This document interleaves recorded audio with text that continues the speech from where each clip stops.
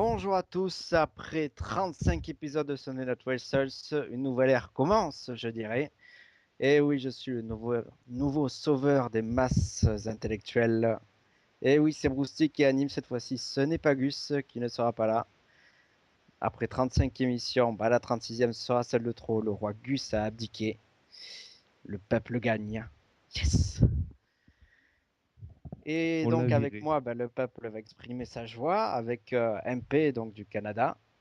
Yes, Bonjour yes, MP. yes. Et oui, je fais mon retour. Je suis content. J'ai Ah terminé oui, l'école. ça faisait longtemps, oui, que tu n'étais pas là, il me semble, début d'année. Et depuis janvier, je crois que je n'avais pas été un intervenant régulier, mais là, je reviens pour quelques numéros, je l'espère. En tout cas, je serai là avec vous durant ce podcast d'environ une heure et demie. Donc, ce sera un bon moment à passer avec vous. Et oui, ça on n'en doute pas. Et puis on va passer l'autre bout de l'Atlantique avec Nantes cette fois-ci, les environs de Nantes, en tout cas avec Verpa d'Euro. Salut Verpa, Salut. ça va? Ouais, ça va. En forme, il faut bien en profiter, il n'y a pas Gus, donc on peut faire ce qu'on veut. Bah oui, c'est ça, c'est la débauche complète. Et puis notre Nantais aussi qui est en joie depuis une semaine, Tifo. Salut Tifo. Ouais, on est en Ligue 1. Salut tout le monde. Eh oui, bien motivé à fond, là j'ai l'impression. Ah ouais, totalement. Et on continue vers le nord avec Vincent. Salut tout le monde. Ah, aussi content, non? Le roi Non, moi je suis en Ligue 2. Non, mais non, mais je parlais pas. C'est genre foiré, quoi. Bon, on va passer maintenant au nord-est avec Sébastien. Salut Sébastien. Salut tout le monde. Et oui, un Seb en plus qui nous a eu une sacrée exclue hier, tout de même. Eh oui, l'interview avec Shana, que vous pouvez d'ailleurs écouter à ce jour sur YouTube ou sur Archive également. Et oui, en effet, n'oubliez pas évidemment après les votes Gutcheck du 8 au 15 juin, voilà. Mais ça, on vous le rappellera à la fin du podcast. Et puis, on va finir par le sud-est, mais ce n'est pas Gus, mais Renaud, le niçois. Salut Renaud. Salut Brousty, salut tout le monde. Et voilà, tout le monde est bien motivé. Donc, on va pouvoir lancer ce podcast pour parler du pay-per-view Extreme Rules qui s'est déroulé le 19 mai dernier. Donc, voilà, écoutez, si tout le monde est bon, on va pouvoir aller à Saint-Louis dans quelques instants après le jingle qui va suivre. Un petit bout du thème song du pay-per-view. Voilà. À tout de suite. Spend all of my life breaking all the rules, stepping out of line, the streets of my school. Can't get enough of a good time. Gonna live it up while I'm still alive. I'm a hellraiser, risk taker, full speed ahead till I'm dead in the fast lane. Live wire, wildfire, I'd rather burn up in flames than fade away. You gotta live it up.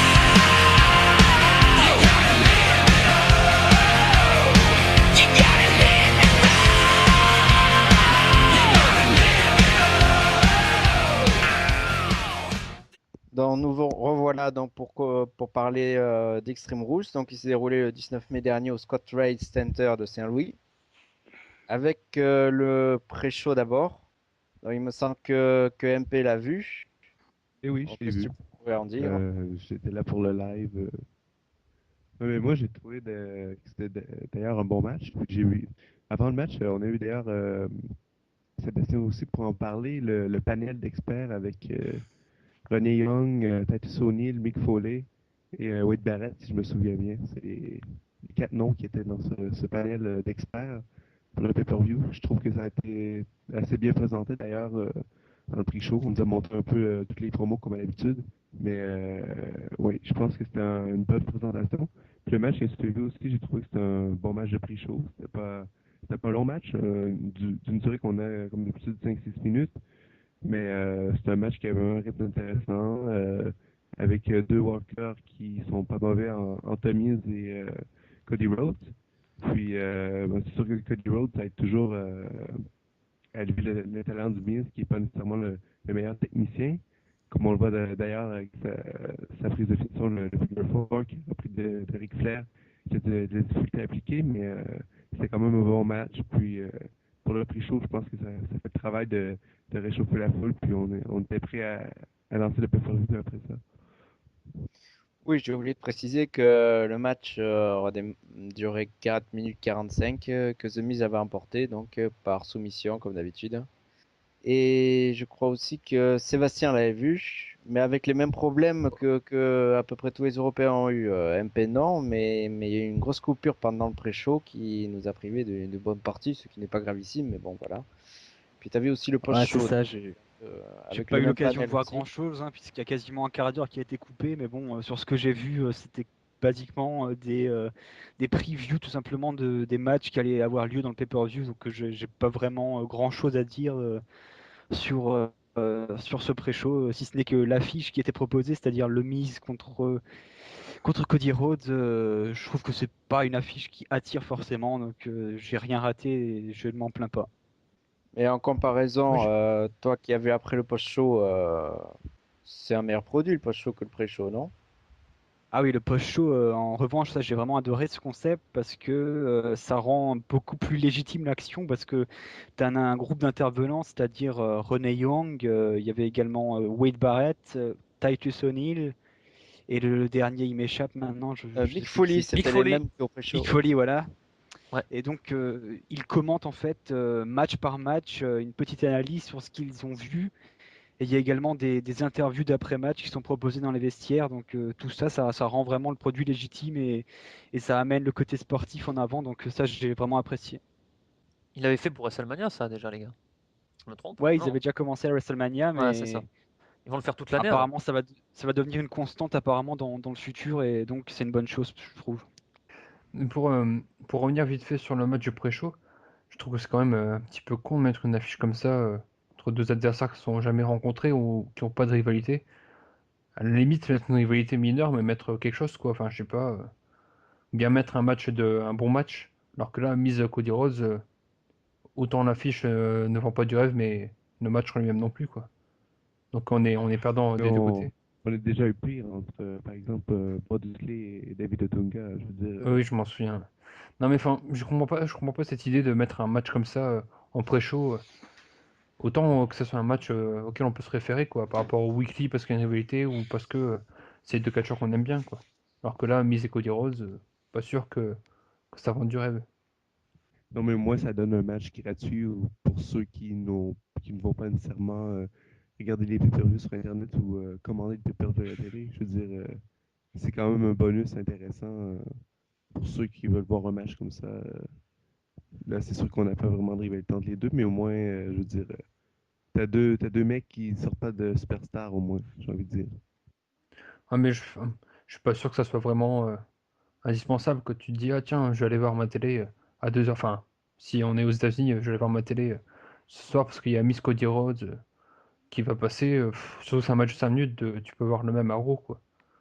Mais oui, bon, après, l'intérêt est relatif. Et de toute façon, dans les pré-shows, à chaque fois, ça fait depuis longtemps qu'il n'y a pas vraiment eu un pré-show à enjeu. D'habitude, c'est pour les titres par équipe. Les derniers, à chaque fois, qui ont été avec enjeu, donc c'est plus de remplissage. Il y a le Maintenant, pré-show de WrestleMania qui était en jeu quand même, avec un changement de titre. ah oui, Miz, c'est vrai. Oui, c'était J'ai Wade déjà Barrett. oublié. C'est vrai, Barrett. Wade Barrett, The Mais bon, Miz, mais c'était l'enjeu, WrestleMania aussi. Bon, c'est toujours différent, oui. c'est toujours un show particulier. Bon, voilà. et Miz qui accumule d'ailleurs les prix chauds, on se demande un peu où sa carrière va aller, mais je ne vais pas non plus lancer un débat, mais deux prix chauds de suite, alors que le mec il main eventait il n'y a pas si longtemps. Ah, c'est une preuve, c'est une preuve. Ouais. Voilà. Est-ce que quelqu'un d'autre a quelque chose à rajouter sur le pré-show? Non. Non.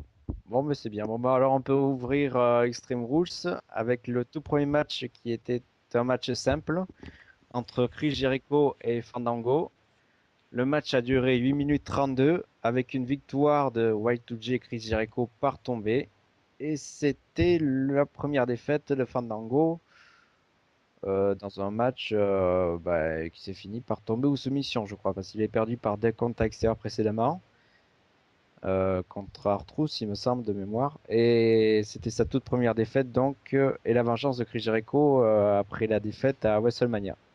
L'Antifo, qu'est-ce que tu en as pensé?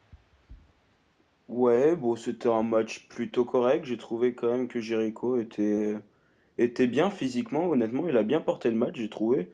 Donc ouais, c'était un bon petit opener, sympathique. Et j'ai trouvé le code breaker de fin vraiment bien porté. Ça a donné une fin, une bonne fin. Donc ouais, bon match. Renaud? Et résultat logique, pardon. Non. Renaud? Pareil que Tifo, ouais, j'ai trouvé que c'était un bon opener, bien meilleur que leur combat à WrestleMania, qui était pour moi trop à sens unique. Bon, c'est sûr qu'ils allaient laisser les clés du match à Chris Jericho à WrestleMania, c'était pratiquement une certitude, parce que Fandango, lui, c'était son premier pay-per-view, c'était WrestleMania, bon, je comprends. Mais pour moi, c'était trop à sens unique, et là, je trouvais quand même qu'il y avait du répondant de la part de Fandango, donc ouais, bon opener, meilleur qu'à WrestleMania 29. Assez sympa dans l'ensemble, pas un énorme combat, mais ça a comblé mes attentes, donc bon petit point, ouais. Voilà pour moi. Sébastien? Cette défaite de Fandango, je pense pas que ça lui sera préjudiciable dans le futur. Parce que autant si tu fais une première défaite, autant la faire contre un catcheur de renom. Donc Chris Jericho, c'est un bon choix. Je pense que ça ouvrira certainement la voie à un match revanche entre les deux hommes. Et cette fois-ci, Fandango reprendra le dessus, je pense. Mais pour le coup, c'est la bonne décision, je pense, d'avoir mis Jericho en avant ce soir-là. Ouais, j'aurais tendance à être d'accord, parce que c'est vrai que c'était assez décevant la dernière fois, et puis là, c'est vrai qu'il y avait vraiment du mieux, hein. Là, je prends la réaction de Gus qui m'a laissé, là, qui m'a dit que c'était un bon petit match et qui lance le show. Fandango qui a fait quelques petits progrès depuis WrestleMania, il vend mieux les prises. Et donc, il a bien aimé globalement le match, mais c'est vrai que là, il a un meilleur rythme ce match, il est beaucoup plus agréable à suivre, et vraiment, bah voilà, c'était vraiment une revanche pleine à WrestleMania, enfin, je pense. Bon, enfin, Et je trouve que moi, c'est Jericho qui a porté le match. Honnêtement, Fandango, il a pas fait grand-chose. oui, mais ça, c'est l'habitude de Jericho. Après, Fandango, bah, il s'est un peu mieux débrouillé, je trouve, qu'à WrestleMania, parce que bah, il a. Bon, il a juste vendu des prises, quoi, honnêtement. Sinon, il a été assez inexistant, j'ai trouvé. Mais vendre des prix, c'est quand même un art, hein. On peut penser à Dolph Ziggler ou Bobby Roode qui sont des maîtres dans ce domaine. Parce que un match, ça se fait quand même à deux.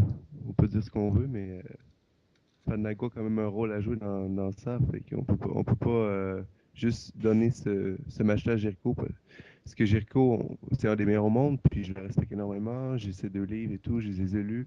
Mais on peut pas dire qu'un match, ça se fait tout seul. Et je pense que Fandango a quand même un rôle à jouer là-dedans. Puis je veux dire, comme vous l'avez dit, le match est bien meilleur qu'on a eu à WrestleMania. Puis comme Seb l'a dit aussi, la feud va sûrement se poursuivre vu ce qu'on a fait à Raw avec l'interaction entre les deux dans le tag team match qui a ouvert le show. Donc c'est quand même à voir. Puis j'ai hâte de voir comment ça va se poursuivre. De toute façon, ce phénomène-là, Fandango, s'est calmé, là, on peut le dire.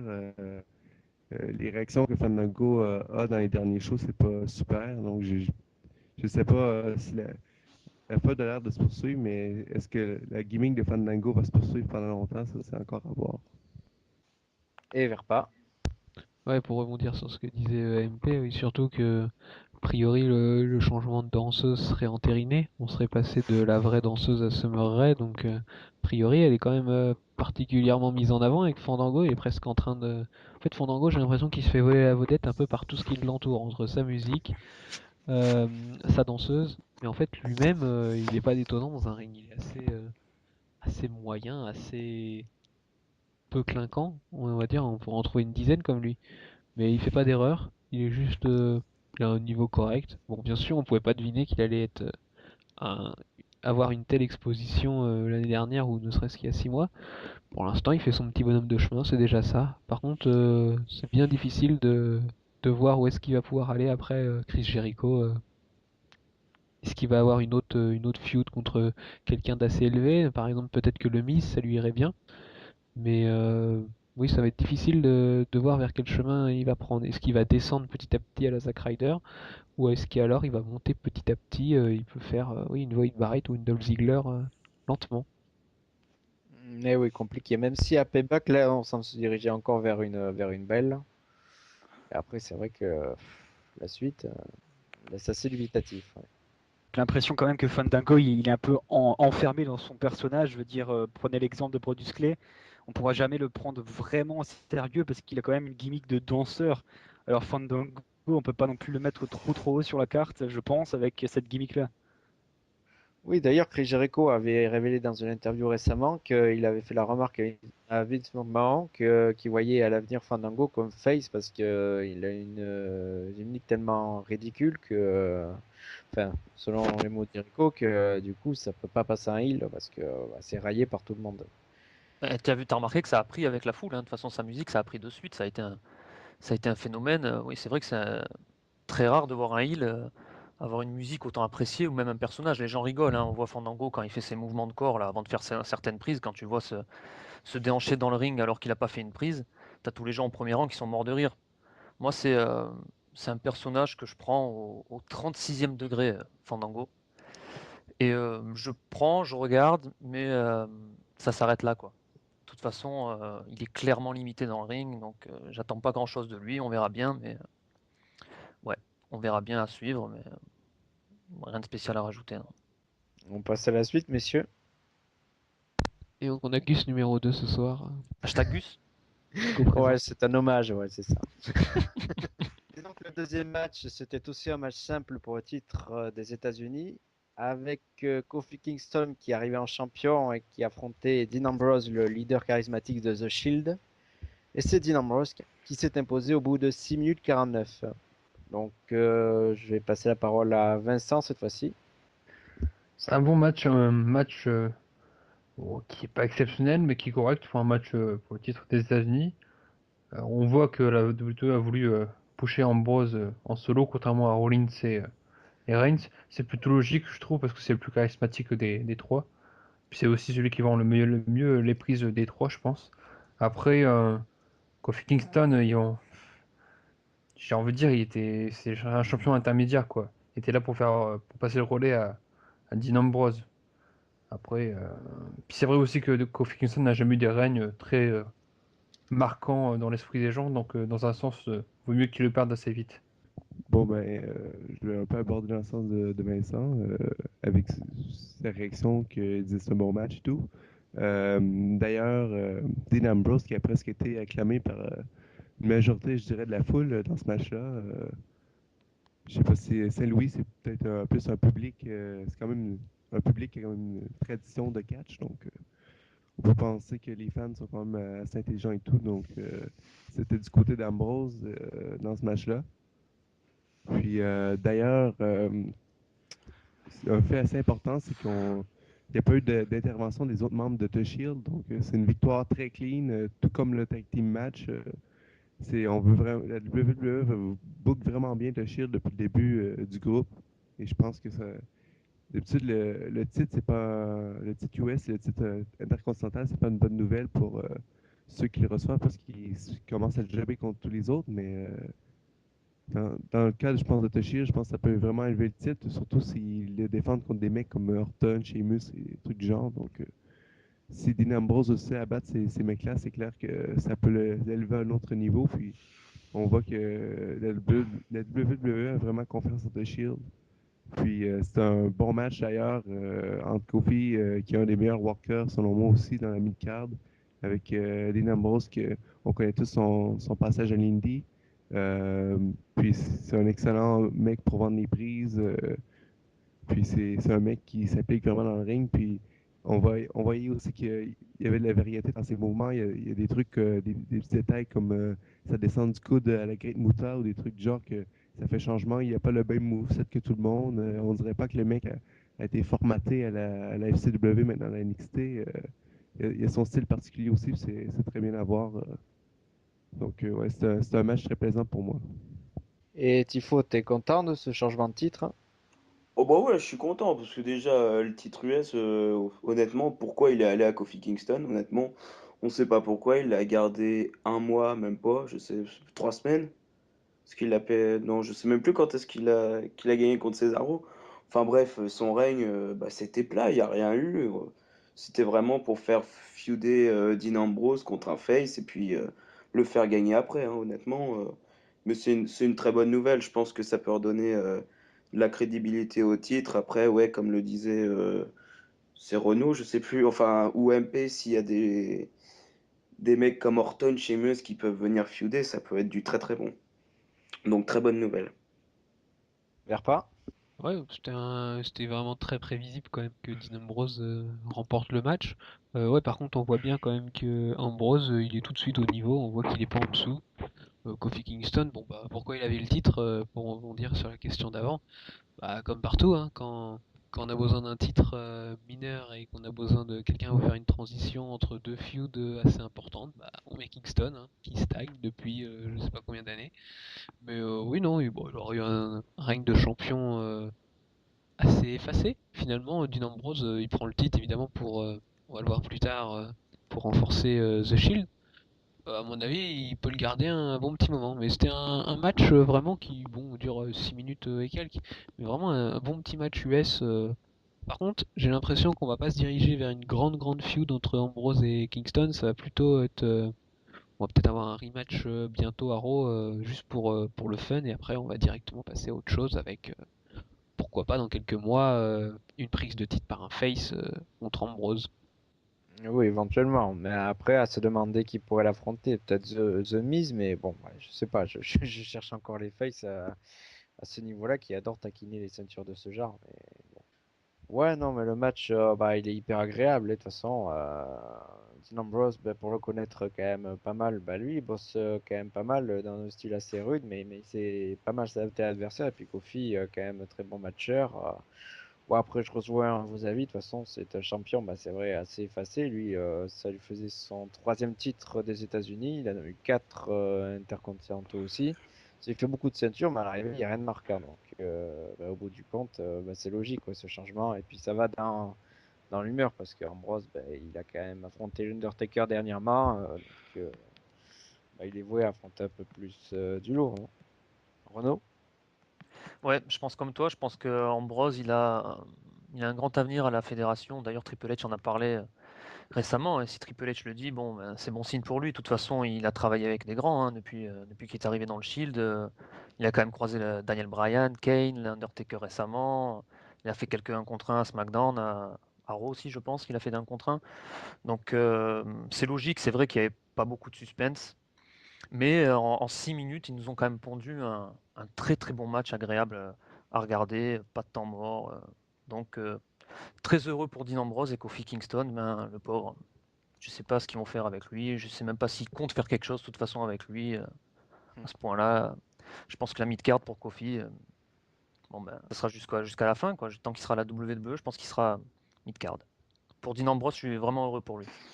Et Sébastien? Ouais, moi aussi, je suis inquiet sur le fait que Kofi Kingston ait peut-être déjà atteint le maximum dans sa carrière parce que je crois qu'il tourne en rond depuis des années maintenant et je crains qu'il n'aura jamais l'opportunité de montrer autre chose que le titre US ou le titre intercontinental. En revanche, Gilles Ambrose, c'est vrai que j'ai été très content comme vous de sa victoire et je suis impatient de voir qu'est-ce que ça va donner dans le futur. Est-ce qu'il aura des rivalités solo? Comment ça va s'emboîter avec le fait qu'il soit dans le Shield? Tout ça, j'ai envie de le voir et je suis pressé de voir ça dans les semaines à venir. Sinon, pour me vanter un petit peu, vous aurez bien sûr vu que c'était pendant ce match qu'il y a eu le premier de mes 2 tweets diffusés sur AB1. Voilà. Ah oui. Ah oui, la star médiatique. Et le petit avis de Gus qui a dit que c'est logique parce que la domination du Shield est absolument énorme. Il pensait pas que le clan marcherait si bien avec bah, une route aussi parfaite et qu'au bout du compte c'est super. Voilà, ouais, je cite. Le premier match à Stipu, c'était le strap match entre Mark-Henry et Sheamus, remporté par Sheamus en 8 minutes, donc qui a touché les 4 coins du ring, fait allumer les 4 lumières vertes en l'occurrence. Sans Henry, c'était lumière rouge. Voilà. Donc Renaud, t'as pensé quoi de ce match? Je suis pas spécialement fan des strap matchs. Euh, je trouve que ça limite trop les catcheurs d'être attachés les uns aux autres. Ils peuvent pas beaucoup faire de prises. Ils sont très, comment dire, ben ils peuvent pas s'exprimer quoi dans le ring. Alors j'en ai vu beaucoup des strap matchs. C'est pas le pire que j'ai vu. C'est pas non plus le meilleur. Moi, je pense que le meilleur strap match que j'ai vu, ça doit être Stone Cold Steve Austin contre Savio Vega en 96. D'ailleurs, Stone Cold Steve Austin, qui se faisait appeler à l'époque le Ringmaster, était accompagné de DiBiase en tant que manager. Mais sur ce match-là, rien de spécial. C'est le plus mauvais match depuis le début du show, pour moi en tout cas. Donc, mais je m'attendais à ça aussi. Donc d'un côté, j'ai pas non plus été tant surpris que ça. En plus, Marc-Henri, il a pas non plus 36 000 prises. Et si en plus on l'attache à un gars, voilà quoi, le résultat il est là. Donc pas emballé à la base et finalement pas emballé à la fin du match aussi. Donc voilà pour moi. On repassera. Moi, mais j'espère vraiment, par contre, avoir un Henri Sheamus au prochain pay-per-view, malgré tout. Peut-être en 1 contre 1 ou avec une stipu extrême, ou je sais pas, je pense que ça peut quand même donner quelque chose parce que Sheamus il bosse avec tout le monde. Il a bossé avec Big Show en fin d'année, c'était très bon. Big Show, ils n'avaient plus sorti de match comme ça. Sheamus l'a bien mis en avant, je pense que c'est un des meilleurs big men à la fédération. Marc-Henri est très fort dans la domination aussi, on l'avait vu à l'Elimination Chamber. Il avait été très très bon. Je pense que dans une autre stipu, ça peut super bien marcher. En strap match, c'est une stipu qui limite trop les catcheurs. Voilà. Et Sébastien, t'as aussi moyennement apprécié le match. Ouais, non, moi comme j'avais pas forcément d'espoir très grand pour ce match, j'ai plutôt été satisfait de ce qui a été proposé. La stipulation avec le fait de taper dans chaque coin, là, je trouve que c'est assez pathétique quand même. Et pour le coup, ils ont trouvé le moyen de faire quelque chose de divertissant pour un match qui n'était pas parti d'avance comme étant divertissant justement. Mais non, ouais, j'étais satisfait de ce qu'on a eu, hein. Ça passe. Et la dernière fois qu'ils s'étaient affrontés en pay-per-view, c'était à Money in the Bank 2011. Marc-Henri avait gagné par des comptes extérieurs. Donc bah voilà, ça remet les compteurs à C'était au zéro. SummerSlam, Bruce. Ah, au SummerSlam.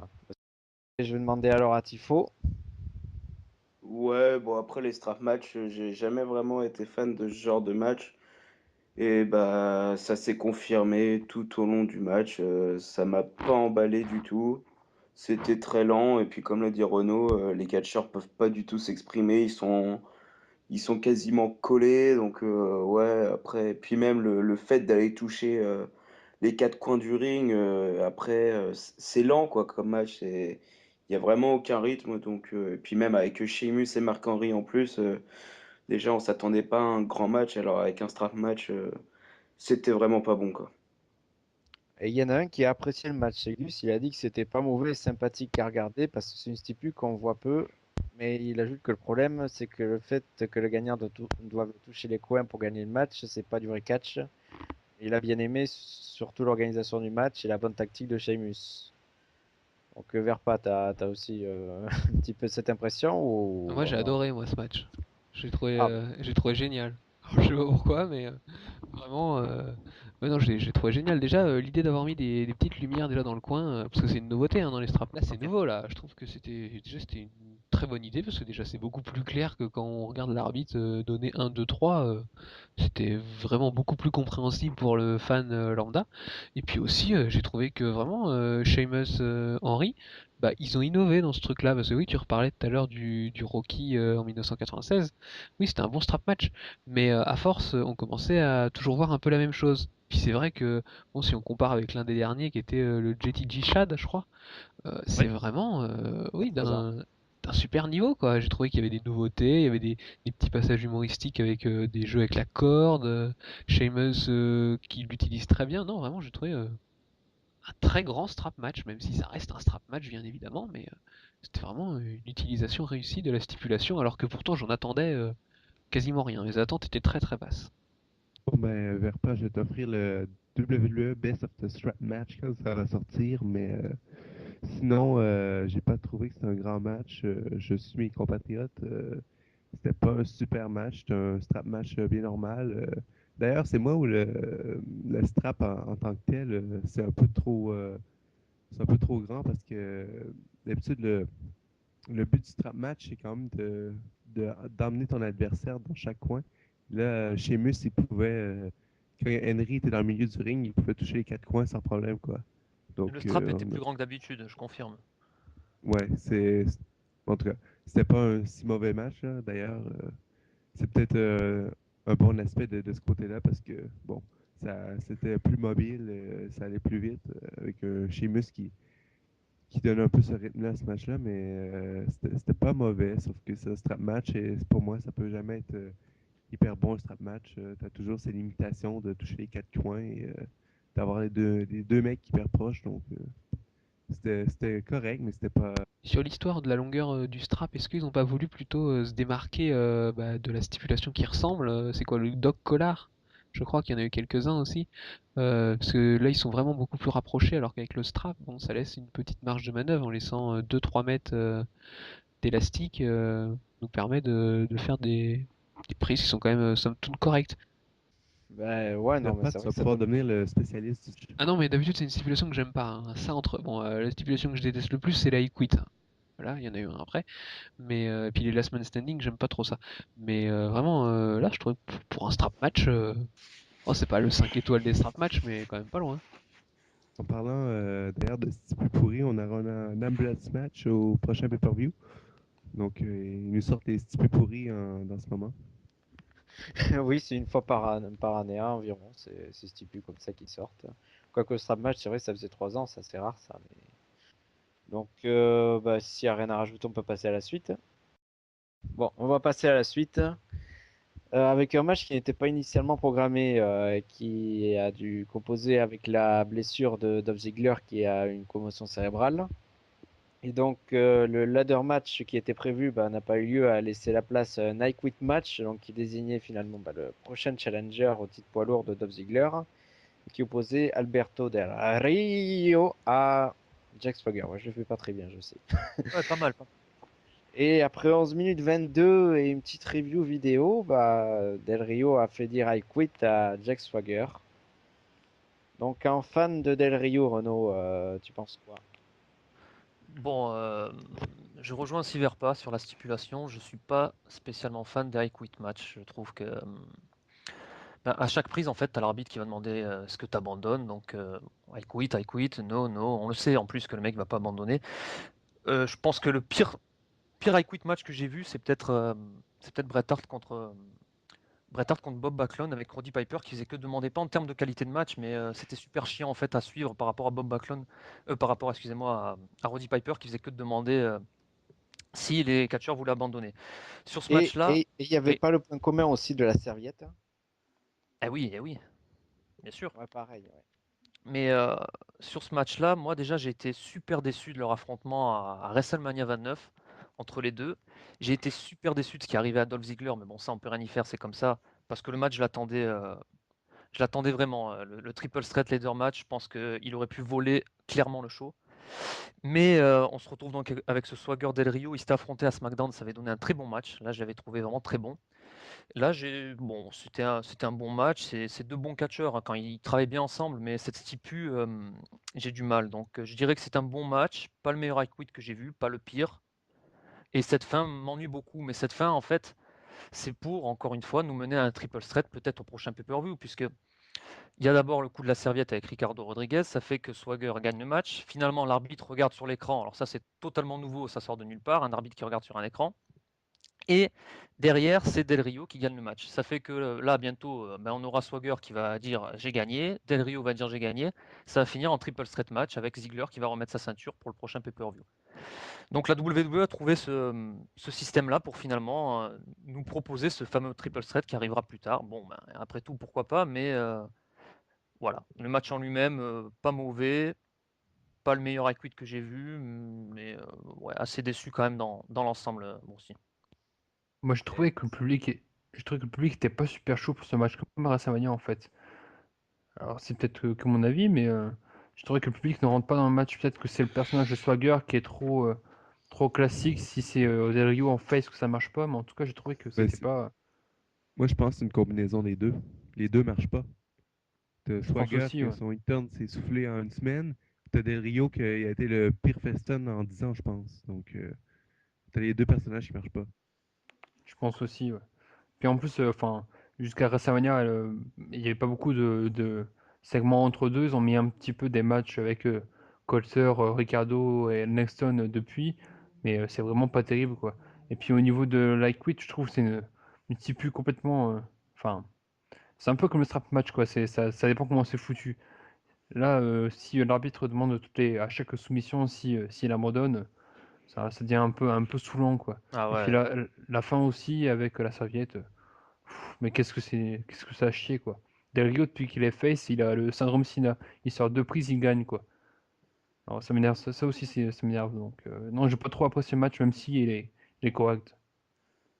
D'ailleurs, je sais que le pay-per-view, le thème du pay-per-view, c'est d'avoir des matchs extrêmes, puis je comprends d'avoir mis un quit, mais ça aurait pas été mieux d'avoir mis un submission match entre les deux, parce que deux techniciens quand même qui auraient pu donner un excellent match pur de lutte, quoi. Je sais pas si vous êtes d'accord, mais Moi, je te Non, mais rejoins. Moi. sachant que tu remplaces un match de l'échelle, il fallait quand même une stipulation forte. Alors peut-être qu'une submission match, c'était pas forcément le remplaçant idéal. Ouais, c'est ça. C'est pas le bon pay-per-view pour la soumission, mais c'est vrai que ça aurait pu donner un bon match. Swagger Del Rio en soumission, ouais, je te rejoins totalement. Et peut-être aussi que ça a arrangé la WWE au niveau de la fin pour continuer à Bien faire un sûr. triple threat pour Bien sûr. Ziggler. ouais, d'ailleurs, en plus avec ce triple threat, je suis un peu sceptique parce que là, on a eu Langston qui a battu Del Rio, qui est pourtant le number one contender. Je sais pas trop, est-ce que Langston va aller au titre lui aussi? Est-ce qu'on pourrait en voir Langston qui se retournera contre Ziggler dans un futur proche, vous pensez? Ah, c'est Ah non, inévitable pour moi. ah non, merci. Hein, Inévitable. il a déjà son titre à NXT, c'est bon. Pour moi, il est totalement dévoué à Ziggler pour l'instant. Hein. Il Parce que travaille là, on vraiment l'a pour clairement Ziggler. placé dans un spot de numéro un, quoi. Number one contender, parce qu'il a battu Del Rio.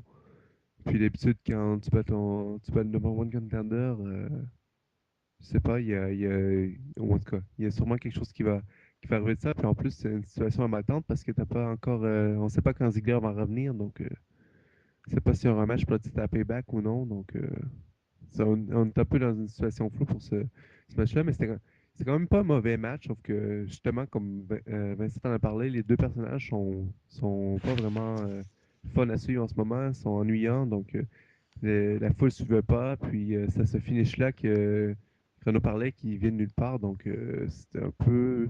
C'est ces trucs-là qui me retirent le plaisir de regarder ce match-là, puis c'est pas un mauvais match en tant que tel, mais c'était pas un grand match non plus. Puis il y a toujours ce facteur de high quit qui est pas super plaisant non plus. Donc c'était un match moyen après ce strap match. Donc deux matchs de suite qui sont moins bons, mais bon. C'est pas mal ça. Après un départ fulgurant, c'est une suite un peu moins bonne. Mais moi, je voulais juste revenir sur l'épisode de la serviette. Est-ce que j'étais le seul à être choqué du fait que l'arbitre disqualifie Rodriguez parce qu'il jette une serviette sur son adversaire alors que tout au long du Non, match, C'est il y a pas ça, c'est pas l'utilisation ça. d'objets? non, moi j'allais y Excuse-moi. revenir aussi, mais pourquoi? Le mec, normalement, c'est un match à règle extrême. T'as pas de disqualification, t'as rien. Le mec, il balance une serviette et il est disqualifié. C'est Non, quoi mais le bordel? c'est pas une Mais disqualification. c'est pas une C'est quand disqualification, tu mon jettes la gars. serviette, Quand tu jettes la serviette, ça veut quand dire tu que ça jettes la abandonne. serviette, Ah ça l'abandonne. ouais, Oh, Comme à la À la boxe boxe, où ouais. il fallait interpréter ah le ouais, geste. il l'avait déjà oui. fait. Enfin, tu sais, il y a des années de ça, ils l'ont déjà fait le coup. Donc là, mais j'ai senti, personnellement, hein, c'est pas pour faire genre, mais je l'ai senti venir, mais très très loin ce Ah coup-là. Justement, ouais, ça me d'accord. rappelait Sur le coup, j'ai comment pas Un du tout face, réalisé, moi. ne peut pas quit à la WWE. ouais, Un face ne quitte pas. Bret Hart avait perdu comme ça, on en parlait. Exactement. C'est vraiment une stipulation faite pour les heels, faite pour les faces qui gagnent un heel, c'est ça que je veux dire. Parce qu'un face dire I quit, bon, ça le fait pas trop. Un heel, à la limite, c'est un lâche. Bon, au final, il dit I quit. Mais le face, il dit pas I quit. Donc, en fait, pour faire abandonner Alberto Del Rio, la WWE a trouvé l'idée de faire balancer la serviette à Ah mais Ricardo ouais, Rodriguez. d'accord, Ça, d'accord. voilà. Comme dit MP, c'est vraiment un vieux truc de vintage, le coup de la serviette. Ah oui. C'est vrai que oui, c'est old school. Non, mais heureusement quand même que Wrestle Radio existe parce que moi j'avais toujours pas compris que c'était un abandon sur le coup de la serviette. Je croyais Ah, que moi c'était une non plus. disqualification, moi. Non plus. Idem. Donc, On apprend des choses. oui, c'est utile. Non, mais c'est vrai que pour revenir quand même à Swagger Del Rio, heureusement que Swagger est avec Zeb Colter parce que sinon son personnage il aurait déjà piqué du nez depuis un moment. Parce que son petit speech au début il est quand même bien sympa à Colter. Moi, il me plaît bien, hein. Je trouve que au niveau vraiment pour un personnage qui revient, parce que je sais pas s'il a été manager avant dans les années 90, mais en tout cas, ouais, c'est vraiment un personnage qui marque, et même physiquement, même avec son phrasé, je trouve que c'est vraiment quelque chose d'intéressant, et heureusement que Swagger là, parce que bon, sur un ring, sa gimmick de patriote, elle est pas parfaite, Bon, là, on l'a vu contre Del Rio, c'est un peu étonnant quand même, parce qu'on aurait pu mettre, oui, comme vous le disiez tout à l'heure, mettre Swagger en face et Del Rio en heel, mais bon, on voit quand même que Del Rio, ils veulent le mettre face, mais vraiment, ils font tout pour l'envoyer face, donc c'est vraiment une volonté claire de la WWE de le construire comme le prochain latino qui peut porter la compagnie. En Je tout pense cas, aussi moi, que je voudrais dire, j'espère que Michel Platini n'a pas regardé ce show. Parce que la vidéo, il aurait pas apprécié. Honnêtement, je sais pas ce que vous en avez pensé, mais est-ce qu'ils vont l'utiliser à chaque match ou quoi? Parce que maintenant, je trouve ça pas très très crédible. Parce que si à chaque intervention, t'as un arbitre qui arrive pour dire qu'il a vu ça et qu'il utilise la vidéo, il y aura plus de match qui va être gagné par tricherie, il y aura plus rien, quoi. Non, on va plus s'en sortir. Bah c'est ça, je comprends pas pourquoi l'utilisation du truc en fait. En fait, on Ah veut oui, tous parce se que c'est faire catch. Bah oui, totalement. Mais c'est pour nous mener au triple threat match, les gars. Ça va s'arrêter là. La WWE se prend plus la tête après. Elle oublie des trucs. Hein. Vous en souvenez du général manager par l'ordi là? Que Michael Cole il venait toujours parler I quit? I quit. Ah oui, ouais, c'est I son code. Swaggle, ils ont réussi à finir. Ils ont fini ça à la fin avec Hornswoggle, mais bon, ils avaient abandonné l'idée. Ils savaient même pas de toute façon où ils allaient arriver avec ce truc-là. Moi, j'en suis sûr qu'ils vont même plus en reparler de ce coup de la vidéo. J'en suis Ah, persuadé. mais le truc, c'est qu'après, les spectateurs, eux, s'en souviennent. C'est ça le truc. C'est ça le truc, exactement. Ben ouais, mais bon, enfin. Mais en attendant, le match, bon, il était sympa, oui, aussi, je suis assez d'accord dans l'ensemble, même si il est pas vraiment énorme et très simple. Et puis pareil, la fin, bah, moi, j'ai pas trop aimé, bah, surtout que, un peu comme Renault, bah, je me souvenais de l'épisode bah, de Bret Hart et Bob Backlund, donc forcément, bah, j'ai trouvé exactement pareil, quoi, c'était du copiage. Et voilà, bon, c'était un peu simplé. Et puis, ouais, je m'attendais à ce qu'aucun des deux gagne. Donc, bah, je suis aussi les idées que bah, c'est pas fini et puis qu'ils vont l'avoir, leur triple ladder match, évidemment, à Payback, si Ziggler est remis. Ou alors après, c'est Money in the Bank, non, qui a après. Je crois que c'est Money in the Bank qui arrive après, ouais. oui. Donc voilà, bon, on verra bien. Mais ouais, c'est vrai que, bon, ça reste à, ça reste à voir. Parce que c'est vrai que les affrontements entre les deux sont pas hyper enthousiasmants. Ça, c'est un peu décevant. Mais bon. Ça trouvait que c'était sympa, mais que ça ressemblait davantage à un match soumission plus qu'un Equit match, justement, avec toutes les soumissions qu'il y a eu. Et bah, qui trouve dommage l'absence de Dolph Ziggler, car ladder match aurait été mieux. Bah, bon, ça, c'est les blessures. Hein. Donc, bah, si personne n'a quelque chose à rajouter, bah, on peut passer à la suite. Moi, j'ai juste une petite chose pour rejoindre Verpa sur le fait que ils veulent mettre Del Rio en face parce qu'il est mexicain et que ça pourrait porter pour le marché. Mais enfin, en même temps, c'est un peu logique qu'il le push parce qu'entre Rey Mysterio qui est blessé et Sin Cara qui arrive toujours pas à percer avec ses blessures et ses suspensions, bah, faut bien mexicain quoi, parce que sinon ça va être un petit peu le marché mexicain va être un petit peu en berne quoi. Ouais, mais Sin Cara, il pourrait encore là depuis son retour parce qu'apparemment il est revenu à Main Event. Alors ça aussi c'est pourri ça, c'est dire la confiance qu'on a en lui et à côté Del Rio on le book comme pas possible comme un face et de l'autre côté on fait un retour de Sin Cara à Main Event. Donc oui là aussi il y a comme un petit problème. Mais d'un autre côté Sin Cara on peut toujours l'envoyer comme face dans les prochaines semaines et je serais pas étonné même que Sin Cara prenne entre guillemets la place de Del Rio qui lui est quand même bien accroché dans le haut du panier. Parce que Del Rio, autant il, bon bah, il est tout à fait crédible et il est bon même. Alors, au contraire de Sin Cara, je pense que Sin Cara en heal, c'est même pas réalisable. C'est comme Mysterio, c'est un personnage internable. Et de toute façon, Sin Cara, enfin, je sais pas si je peux spoiler, mais il combat à SmackDown cette semaine et c'est encore une défaite quoi. Et en plus pas contre un main eventer. Et ouais. Ça nous manquait, là, le retour du point Sin Cara du jour. Ah oui, c'est une de nos emblèmes, mine de rien. Hein. On va passer à la suite avec match par équipe. Pour les titres par équipe, c'était donc entre la team Elno composée de Daniel Bryan et Kane, les champions depuis pas mal de mois, qui affrontaient l'autre partie de The Shield, Roman Reigns et Seth Rollins, dans un tornado tag team match. C'est-à-dire que il n'y avait pas les règles strictes du match par équipe, pas de tag, tous les participants pouvaient être en même temps sur le ring sans souci. Et à ce jeu-là, c'est Roman Reigns et Seth Rollins qui ont gagné en 7 minutes 24 et qui sont donc les nouveaux champions par équipe. Et donc The Shield sort victorieuse du pay-per-view finalement avec les 3 ceintures, 22 par équipe et le titre des États-Unis donc qu'ils étaient venus chercher. Et je vais passer la parole à Verpa.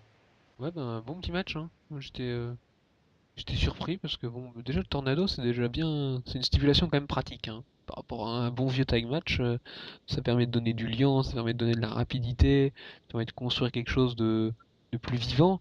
Et bon, face à Elno, bon, évidemment qu'il y a une équipe maintenant quand même rodée, hein. Elno, sûrement qui sera encore équipe de l'année 2013. Mais oui, Daniel Bryan et Kane ont quand même bien réussi à mettre en valeur Roman Reigns et Seth Rollins, et on critiquait quand même souvent Roman Reigns, mais là dans ce match-là encore, il arrive à tout à fait être crédible dans le ring. Donc vraiment, The Shield, on leur donne des possibilités, mais un peu comme Nexus, ils les prennent. Et à la différence, c'est que pour l'instant, Roman Reigns, il est encore présenté comme un destructeur, et c'est ce qui manquait un peu à la Nexus, ou à The Core dans les derniers runs.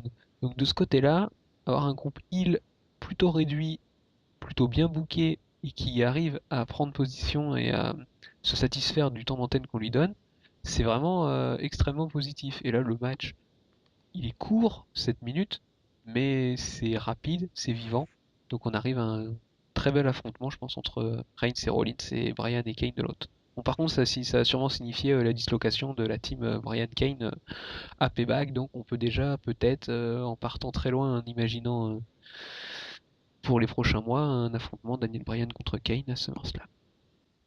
Ah ben, MP. j'espère que tu auras raison parce que je pense que Team Elno aurait dû perdre les ceintures depuis plusieurs mois déjà.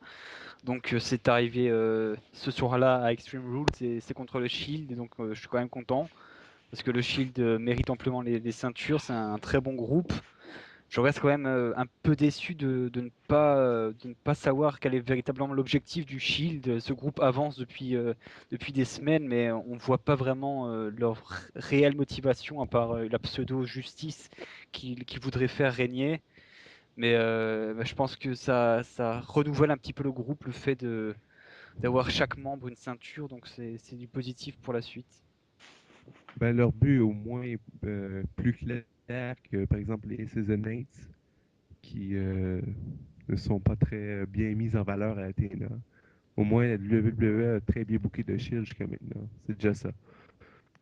Et concernant la même mise de The Shield, Renaud, bah, tu la trouves bonne ou enfin, logique dans ce pay-per-view? En tout cas, oui, totalement logique et totalement attendu.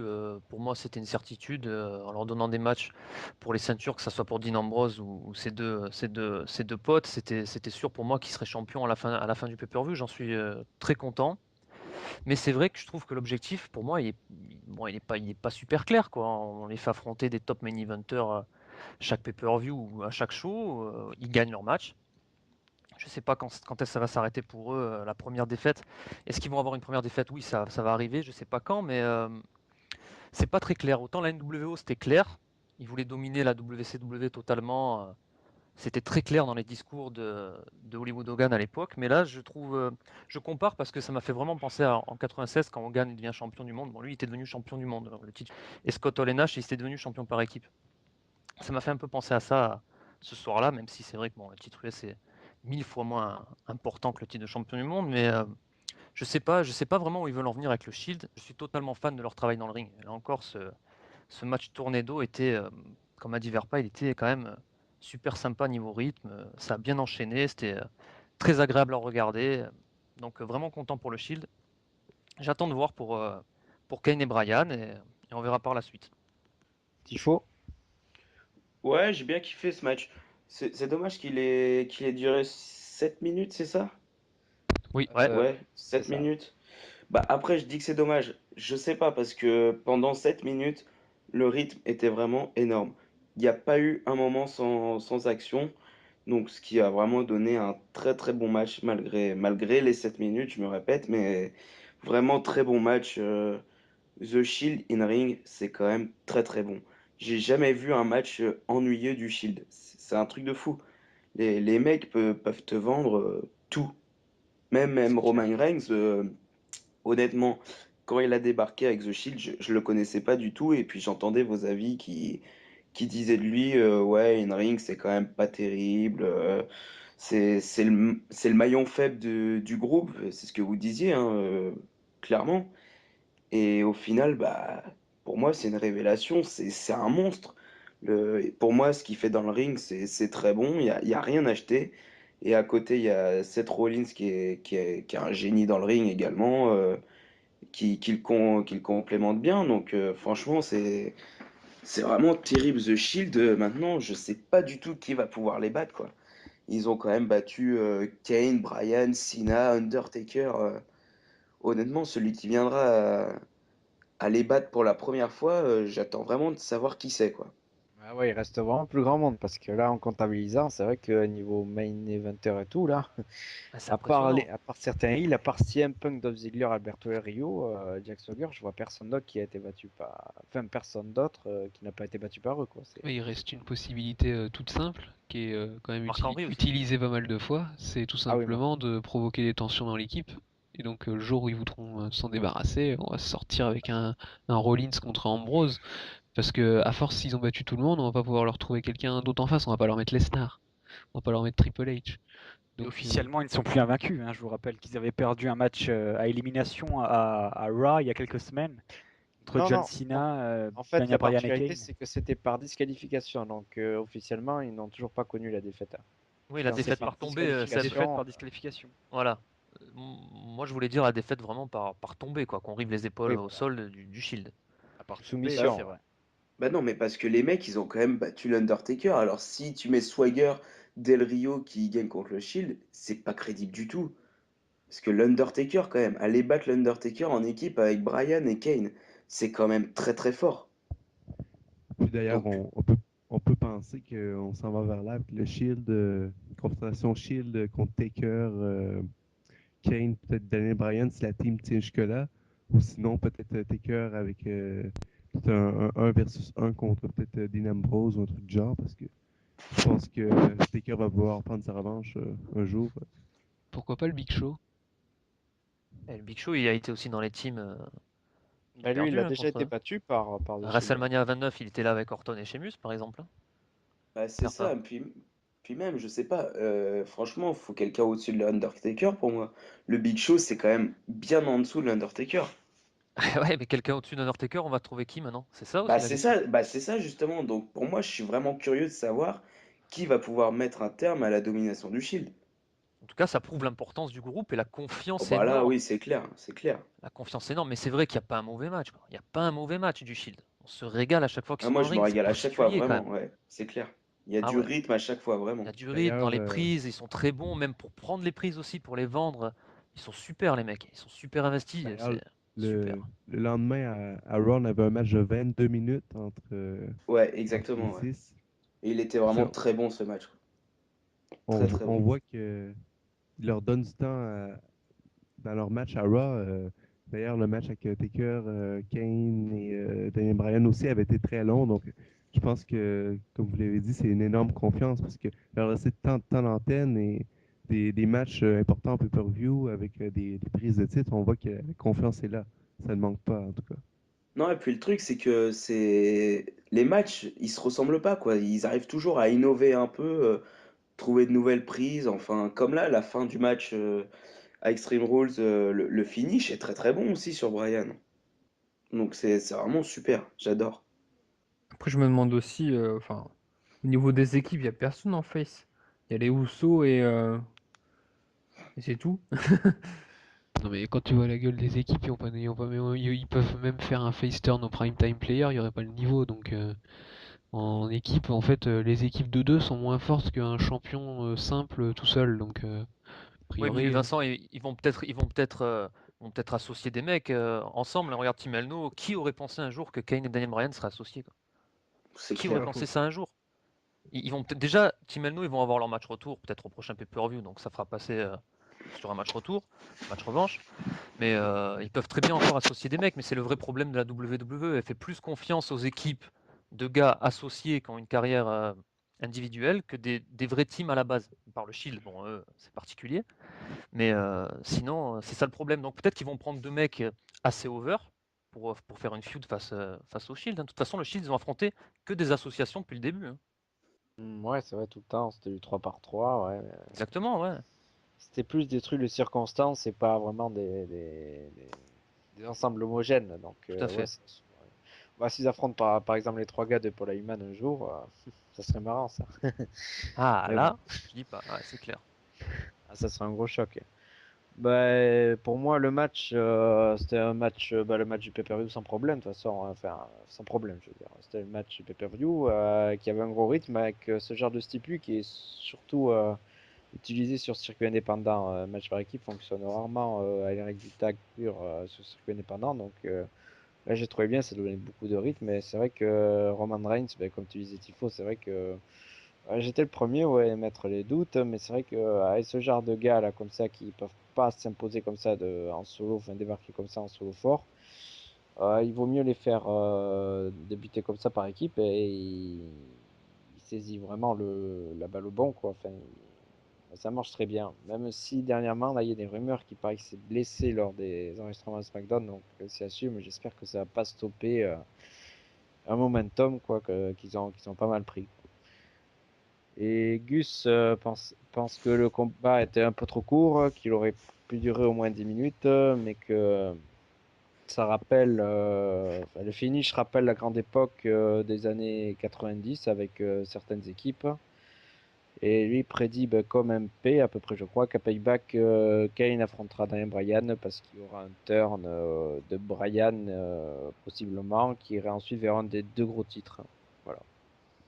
Donc, D'ailleurs, pour la durée courte, je pense qu'on peut l'expliquer par les 2 gros matchs qui ont pris beaucoup de temps. D'ailleurs, on va en parler plus tard, mais les 2 gros main events quand même sont assez longs. Je vais regarder. Je te regarde sur la fiche que Vincent a préparée, c'est 20 minutes pour le restant de Triple H. Puis tu as aussi le Last Man Standing, 23 minutes, plus l'après-match. Donc, c'était des assez longs matchs qui ont coupé beaucoup la durée des matchs de mid-card qu'on regarde. T'as pas des matchs beaucoup plus longs que 10 minutes parce qu'on avait ces 2 gros matchs-là qui ont pris la bonne dernière heure du pay-per-view, sinon plus, quoi. et oui. Et puis les 2 matchs les plus courts à l'arrivée, c'était les 2 matchs qui ont concerné The Shield. Donc, ça rend vraiment leur statut beaucoup plus fort parce que à l'arrivée, même ils gagnent dans les 2 matchs les plus courts, c'est-à-dire les plus expéditifs. Donc ça le rend encore plus fort, je dirais. Ouais. Donc s'il n'y a rien à rajouter, on peut passer à l'extrême, je dirais, même si je dirais différemment, mais bon, on verra. Oui. Ouais, ouais. L'Extreme Rules match entre le local Randy Orton et le Big Show, avec une victoire de Randy Orton au bout de 12 minutes 57 par tombée après le punt kick. Personnellement, moi je pense que c'était pas vraiment une Extreme Rules match, mais ça peut pas l'être de nos jours à la WWE, à part avec Brock Lesnar comme le dit Gus. Parce que sinon, maintenant, toutes les autres personnalités, même Monsieur Orton, il a quand même été habitué avant à faire des Extreme Rules match, ils n'en font plus maintenant. Donc à l'arrivée, ça utilise peu d'objets et puis surtout assez simple, quoi. Il y a une chaise, une échelle, et puis voilà, enfin, c'était assez simple, quoi. Il n'y a pas eu grand chose. Donc à l'arrivée, bon voilà, c'était plus une démonstration d'Orton qui lui aussi, dans un genre tourné en rond, chaque fois on prédit son turn, mais là il était pas prêt d'arriver, vu qu'il était local, il fallait le faire gagner, et puis ressortir fort face à le Big Show. Moi, ce qui me dérange, c'est que il est sorti moyennement fort à l'arrivée, parce que Big Show il s'est quand même relevé après le punt kick, donc il n'est pas resté étendu, donc ça termine rien au bout du compte. Je sais pas ce que t'en penses, Vincent. Moi, ce qui m'a énervé, c'est surtout le fait qu'il se relève après le RKO sur la chaise. Parce que un RKO, c'est déjà une prise assez puissante et efficace normalement. Donc un RKO sur une chaise, ça doit être encore plus. Alors qu'on mette 2 RKO, dont un sur une chaise, plus un punt kick. Bon, je sais bien que le Big Show a une grosse tête, mais ça fait un peu beaucoup, quoi. Mais sinon, après, c'est sûr que ça peut être un match très extrême en même temps. La WWE en mode PG, en mode tout public, on peut pas s'attendre non plus à des trucs de fou. Mais sinon, le Big Show a pas fait grand chose, je trouve. Son chokeslam de la deuxième corde était pas mal. Sinon, ouais, c'est un match correct, mais c'est vrai que l'overbooking m'a un peu énervé. Tifo. J'ai pas vu ce match parce que ça m'a pas emballé du tout en fait. Big Show Orton, honnêtement, rien que d'y penser, ça Ah oui. m'ennuie. Oh, comme Gus, la pause pipi alors. Il n'y avait pas de match diva, donc il fallait se rattraper sur Non, mais Gus. honnêtement, je sais pas, il était bon le match ou pas? Classique. Ouais. Ouais, moi, des Big Show Orton que j'ai vus, je le mets dans le haut du panier des Big Show Orton. Donc je précise bien quand même des Big Show Orton, c'est-à-dire que j'en attends pas grand-chose, mais au final, c'était assez sympa. Grosse ambiance quand même sur ce match-là, la foule, tous derrière Randy Orton, c'est logique, on est à Saint-Louis. Déroulement du match, ça m'a emballé. Ils ont livré la marchandise. De toute façon, maintenant le Extreme à la WWE, c'est PG. Alors PG, faut plus s'attendre à du sang. J'avais bon espoir par rapport au Lesnar Triple H de WrestleMania. Je me suis dit avec ces deux-là, on va peut-être avoir un peu de sang ou quelque chose parce que Lesnar c'est un bourrin avec Triple H, il fait ce qu'il veut, c'est sa fédération, hein, on peut le dire pratiquement. Mais il n'y en a pas eu, donc sur ce match-là, il n'y en a pas, quoi. C'est vrai que le mot extreme, ferait mieux de changer quand même le nom du pay-per-view, on a envie de dire, parce que bon, c'est de l'Extreme Rules familial. Mais sinon, le match en lui-même, il est franchement pas mauvais, hein. J'ai pas trouvé les gars que c'était pas mauvais, c'était assez sympa à suivre. Moi, ça m'a pas tellement dérangé le RKO par rapport à ce qu'il disait Vincent tout à l'heure. Au contraire, ça fait aussi un peu de suspense, parce que si à chaque fois c'est prédit que sur le RKO il se dégage, c'est vrai qu'il y avait la chaise, je suis d'accord. Il y a la chaise. Mais bon, ça change un peu. Puis Orton qui nous ressort le coup de pied, je sais plus la dernière fois qu'il a porté son coup de pied, ça doit remonter parce que la WWE avait arrêté avec le coup de pied. C'était banni, c'était interdit parce qu'ils avaient peur par rapport aux commotions cérébrales. Donc à chaque fois qu'il portait, c'était soit esquivé, soit contré. Là, il a porté. Donc ouais, ça change un peu. Bon petit combat, bon petit combat. Pour moi, peut-être le meilleur Big Show Orton que j'ai vu dans ma carrière de fan de catch. Je crois que le dernier Pumpkin King, ça date de la fois où il a envoyé, entre guillemets, Jericho en vacances à la retraite. Je crois Ok, que c'était 2010, non? ça doit être ça, ouais. C'est possible, ouais. Dans un Raw où il avait défoncé la tête. D'accord, ok. Ouais, moi, je dirais que ce match entre Orton et Big Show, il est totalement à l'image de la soirée, c'est-à-dire que c'est de la bonne action, mais il y a rien d'extraordinaire dans ce match-là. C'est clair qu'on s'ennuie pas pendant l'affrontement, mais bon, la rivalité n'était pas la plus intéressante de la carte, donc j'avais pas un intérêt exceptionnel dans ce match-là. Ça fait plaisir à la foule, c'est le héros local qui gagne, tant mieux pour lui.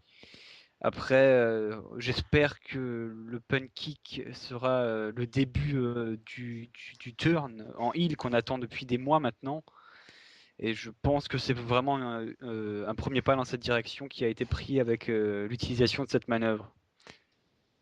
D'ailleurs, vous pouvez aussi voir que Orton est dans le clip promotionnel du prochain pay-per-view qui s'appelle Payback. Et c'est un clip qui est très bien fait, je trouve. Et on attend de voir ce que ça donnera. Eh oui, bah oui. C'est curieux parce que c'est vrai que. Mais c'est un paradoxe parce que le gars qui fait souvent l'affiche, c'est pas non plus celui qui fait réellement l'affiche dans le pay-per-view. Donc là, c'était Sheamus. Bon, en général, le gars il gagne quand même.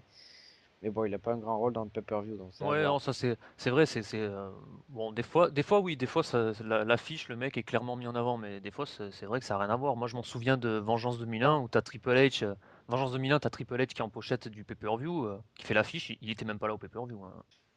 Donc ouais. Mais non, mais c'est sûr qu'il y a des paradoxes comme ça, Hmm. particuliers. De toute façon, les affiches, ça se décide un peu. Je sais pas comment ça se décide en fait. C'est ça le truc. Mais bon, c'est vrai que c'est un peu les mêmes personnages récurrents, donc peu importe leur utilisation, ouais.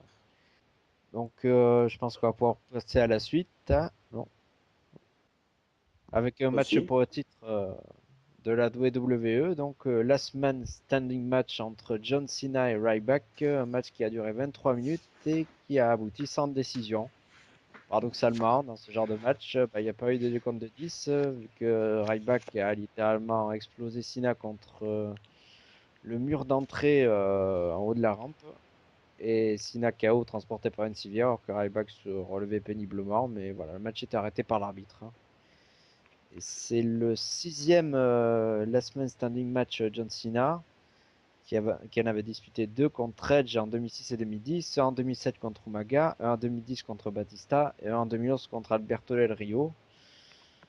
Son bilan précis, je crois qu'il est assez négatif. Mais voilà, je sais pas ce que tu as pensé, Sébastien, de ce match-là. Si, c'est un bon match. Le Last Man Standing, en général, j'apprécie pas trop.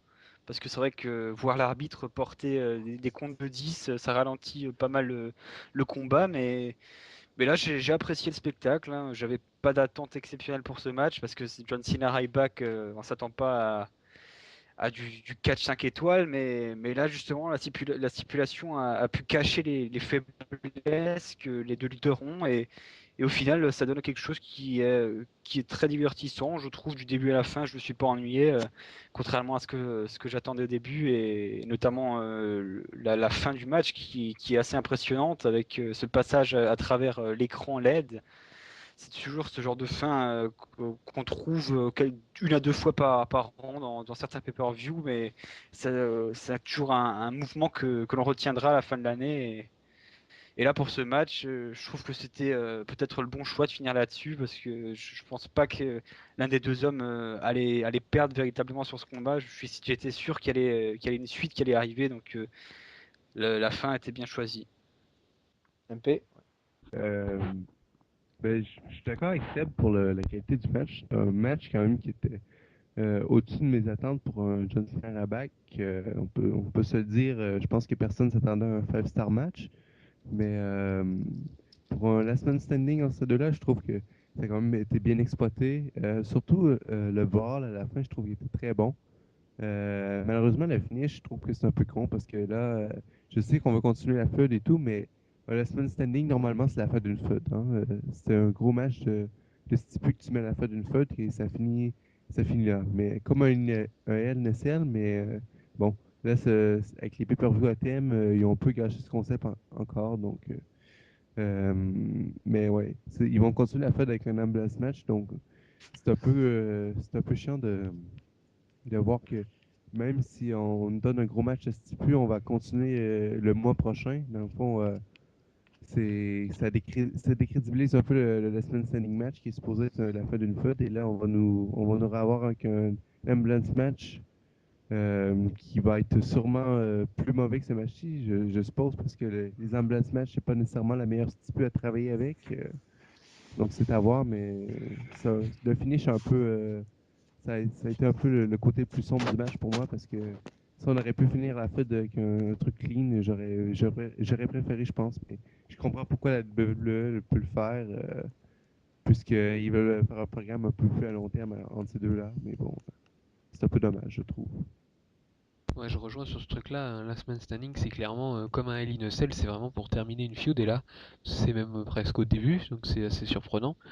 Bon, pour revenir au match, c'est vrai que l'histoire du moment important et du moment qui flash à Extrême Rouge, j'ai l'impression que ça devient une constante parce qu'on avait déjà eu l'histoire dans un Last Man Standing, je crois, avec c'était un Shock Slam ou un Attitude Adjustment là qu'on avait envoyé John Cena dans un réacteur à moitié dans un. C'est le Big Show qui a fait un Oui, shock le slam Big Show sur sur Cena. John Cena. Ouais. Sinon, tu avais aussi Cena qui a fait l'attitude adjustment sur Batista du haut d'une voiture à Over the Limit aussi. Ah voilà, j'ai fait un mix des deux. Voilà. Ouais, j'ai l'impression que Ouais, t'as fait un petit mix. c'est un mix, c'est vraiment une petite tradition qu'ils sont en train de mettre en place à cette époque-là, de faire, puisque c'est une époque quand même post-WrestleMania, donc assez faible, de mettre un petit moment important juste pour permettre de vendre le pay-per-view, pour qu'on puisse s'en rappeler. Et là, l'histoire du Ryback Cena qui passe à travers les néons et tout ça, c'est pas mal. Après, bon, évidemment, on a pu voir qu'il y avait quand même quelques petits soucis avec l'histoire de la structure métallique, des choses comme ça. C'est assez surprenant avec l'arbitre qui compte pas, qui fait tout un détour. Au lieu de passer par la structure, il pouvait presque passer par le trou créé par Ryback et Cena. Le match est assez classique. Bon, c'est une stipulation que j'aime pas, mais le match n'était pas repoussant pour autant. Donc, pari gagné. Et Renaud qui pensait que Ryback sortirait champion du match, t'as pensé quoi alors de la fin du match?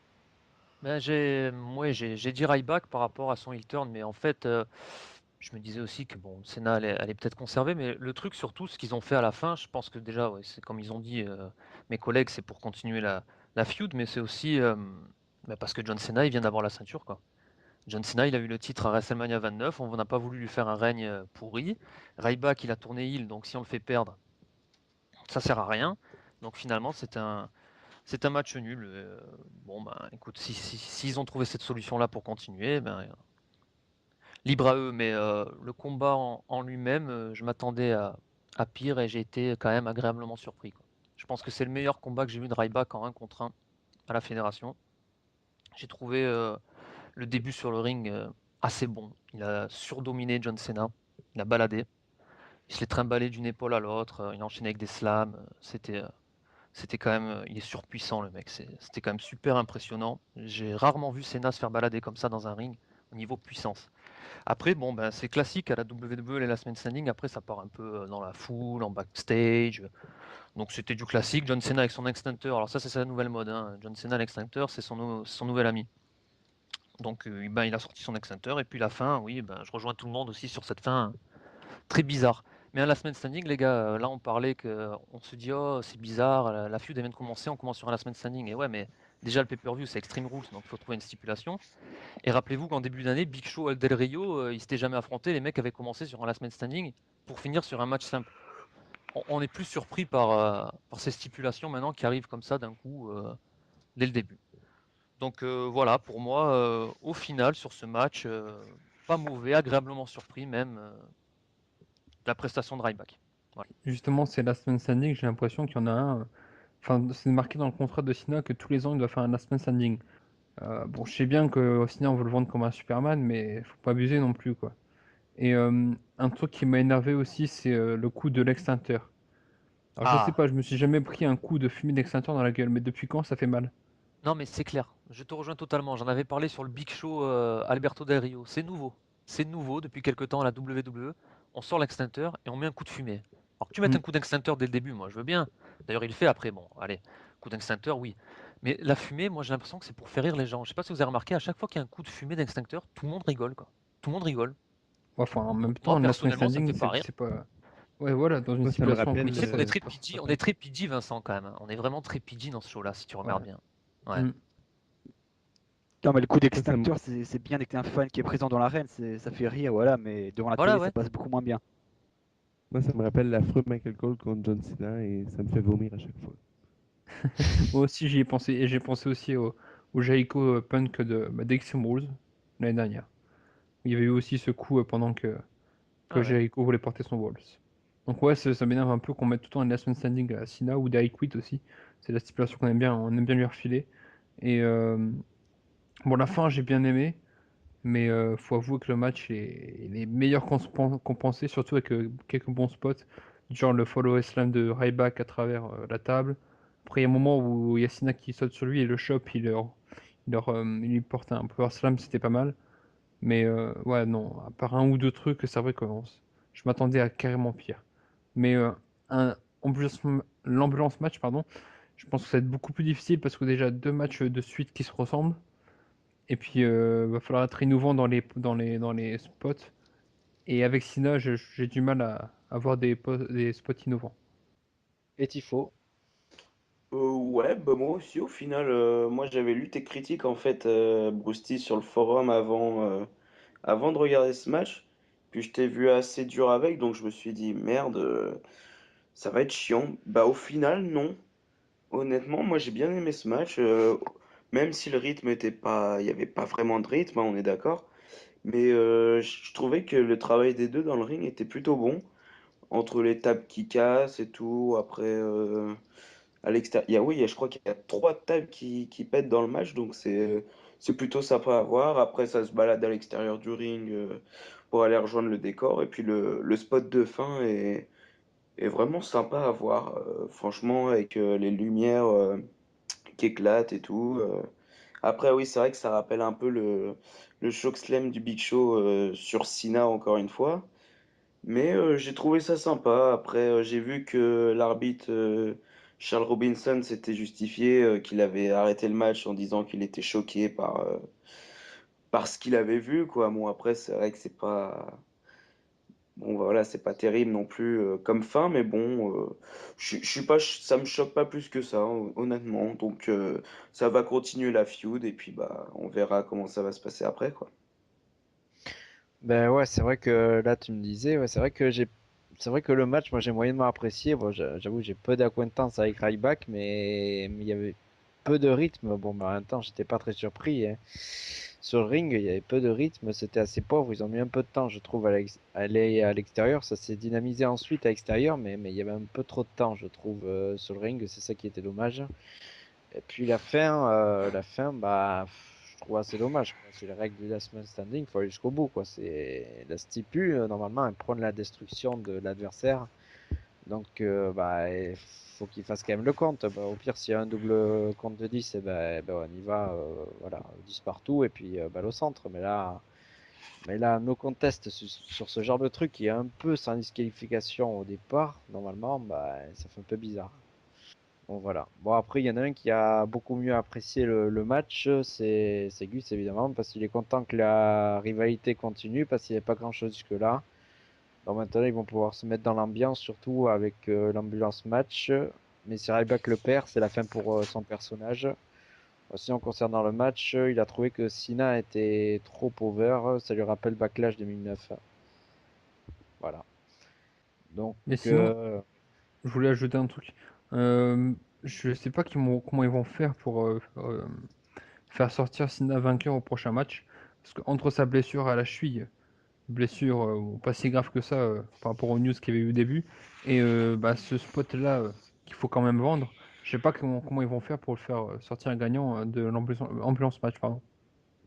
Et qui te dit que Cena va gagner? Ouais, On c'est sait clair. jamais, hein. Ah bah ça me ferait mal au cul par contre. Ah ouais, mais avec la Est-ce que John, WWE, on peut est-ce s'attendre à que, tout. Je me mouille, je vous l'annonce ce soir, Ryback champion au pay-per-view Payback justement. ou alors est-ce que CM Punk, vu que le pay-per-view aura lieu à Rosemont, qui est dans la banlieue de Chicago, fera son retour à ce moment-là? Je sais. Trop Ouais, tôt, je pense. J'aimerais beaucoup, mais trop tôt. Ouais, bah, c'est vrai qu'après son retour, il serait plutôt vers SummerSlam, il paraît, mais bon. Ben, moi, ça m'étonnerait pas du tout parce que quand même, c'est Chicago. Et les plans étaient de le faire revenir au Raw de la semaine prochaine à Calgary. Il y a quelques semaines, il y avait déjà les rumeurs pour ça. Donc, moi, ça m'étonnerait pas du tout qu'ils reviennent parce que Chicago, quand même, ça passe quoi, une fois par année, niveau pay-per-view, sinon moins. Donc, ils vont pas rater l'occasion, surtout après la réaction qu'il a eue à Money in the Bank il y a 2 ans. On sait que Chicago, c'est quand même un gros marché de lutte. Donc, Ouais, mais surtout je quand crois qu'il voulait quand même pas mal de repos, quand même, il me semble. Ça fait pas très longtemps, mine de rien, qu'il est parti, quoi. Mais ça reste à voir, pourquoi pas. Mais s'il est prêt, pourquoi s'en passer, quoi?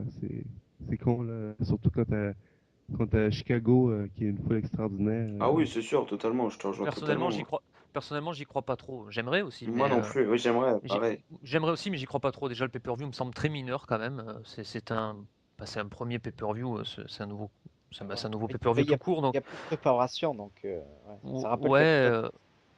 ouais, voilà, c'est ça. Ça rappelle beaucoup Capital Punishment ou ce genre de pay-per-view over the limit. Et puis, je sais pas si ça ferait vraiment un grand bien à John Cena et Ryback que Punk se ramène dans ce match-là sur la fin. Je sais pas. Je vois pas Punk arriver à Payback. Je vois pas. c'est Moi, clair que ça pourrait éloigner le spotlight de Ryback, en tout Ouais, cas, c'est ça ça que je c'est veux dire, sûr. exactement. je pense plutôt qu'ils vont faire un segment avec Polyman et peut-être Curtis Axel, pardon. Donc je pense plus qu'ils vont faire un segment pour faire plaisir aux fans, pour signifier la présence de Punk au pay-per-view, mais qu'il ait un match, je pense pas. Non. Ouais, bon, mais ce sera à voir dans 3 semaines à peu près. On verra bien ce qui peut se passer. L'ancien Punk a dit sur son compte Twitter qu'il est là où il doit être. Alors, voilà, il a coupé un peu court aux questions de fans qui demandaient quand est-ce que tu reviens. On peut passer au main event s'il n'y a rien à rajouter. Donc le main event, c'était un steel cage match entre Brock Lesnar et Triple H, remporté par Brock Lesnar par tombée après 20 minutes 09. Qui remporte en quelque sorte la rivalité de 2 à 1, parce que Triple H avait gagné à WrestleMania et puis Brock Lesnar avait gagné précédemment SummerSlam. Perso, je pense que c'est un résultat logique et puis un paradoxe parce que celui qui se fait dominer dans le match, en général, c'est celui qui gagne. Triple H a été dominé à WrestleMania, il a gagné. Et puis là, Brock Lesnar a été dominé, il a gagné à son tour. Après le match, moi, j'ai pas aimé parce qu'il n'avait pas de rythme et il n'y avait pas beaucoup de fond, je trouve. L'action était pas énorme. La fin, par contre, a pas mal accéléré les choses avec Paul Heyman, l'entrée du Sledgehammer qui est assez originale, mais c'était quand même bof. Enfin, moi, j'ai trouvé assez bof. Je sais pas ce que t'en penses, MP. Tu parles de ce match-là qui était bof? Ouais. Ben, moi, je suis peut-être pas nécessairement d'accord. J'ai quand même bien apprécié le main event. Euh, Plusieurs disent que c'est le meilleur match des trois. Je suis quand même de cet avis, même si j'ai apprécié le match de WrestleMania peut-être plus que d'autres. C'est un match assez aussi old school avec c'est le manager qui intervient dans le Steel Cage et tout, qui aide Lesnar dans ce match-là. Mais moi, j'ai apprécié. Je veux dire, ce ne sera pas le match d'année, ça, je peux le dire immédiatement, avec les matchs qu'on a eu cette année avec Punk Taker et Punk Silla, mais c'est un match qui a passé vite pour moi, qui était plaisant à suivre. Aussi, de faire gagner Lesnar, c'est ce qu'il fallait. Ils ont pris la bonne décision de booking. Puis, justement, comme j'ai dit, c'est un match divertissant. Bon, c'est un peu con, par exemple, que ça, c'est une décision de booking aussi, mais Kimmel intervient dans ce match-là parce que Lesnar, il passe peut-être moins comme un monstre dans ce match-là à cause de ça, mais c'est tire quand même des belles rues avec ça aussi. Puis Iman, c'est un des meilleurs managers au monde, donc c'est normal qu'il aide son client aussi. Donc dépend de la vision qu'on a, mais moi j'ai bien apprécié. Puis à la fin aussi, ce qui est le plus important, c'est que Lesnar gagne et ça conclut finalement cette trilogie avec Triple H parce que là, on n'avait plus vraiment de jus de cette rivalité-là. C'est le dernier match, c'était clair, parce que sinon, si on aurait continué encore, je pense qu'on aurait vraiment perdu des gens. Déjà là, on n'était pas tout le monde était content d'avoir trois matchs entre les deux. Donc, je pense qu'ils ont bien clôturé ce chapitre-là entre les deux. Puis, je suis content de qu'est-ce que ça a donné au final. Renaud? Ben, moi j'ai bien kiffé ce match, donc je pense que c'est une des premières fois où je suis pas d'accord avec toi depuis que je suis arrivé sur SS Radio, mais moi j'ai trouvé la psychologie très bonne justement sur le genou cette histoire autour du genou de Brock Lesnar.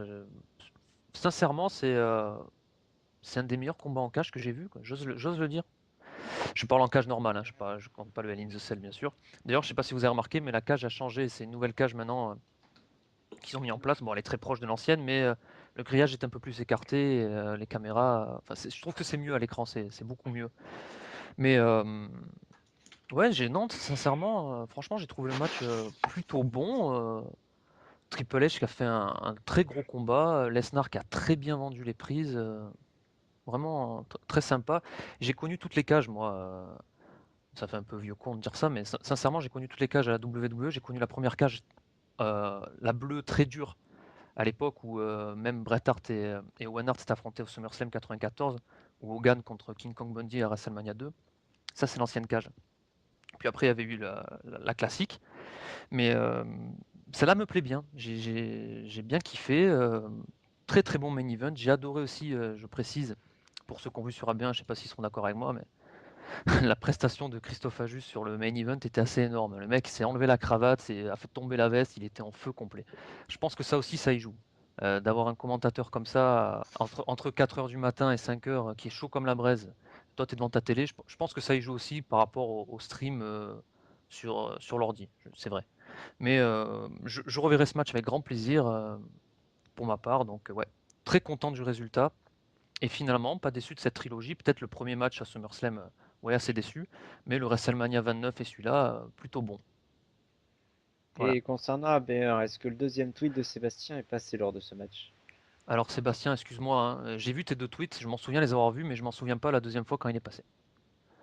Eh ben, moi non plus, figure-toi que je sais même plus. Tu Je crois vois, que ouais, c'était un c'est peu ça. plus Hein. tôt. Je dirais que c'était pendant le match de Del Rio, mais je suis alors pas du tout sûr. Ah ouais, j'aurais dit Big Show Orton, moi. Donc tu vois, peut-être, je sais pas. Ah, t'as peut-être raison. Hein. Et sinon, pour revenir au match, moi je suis plutôt de l'avis de Renaud également. Moi j'ai bien aimé le combat qui a été proposé.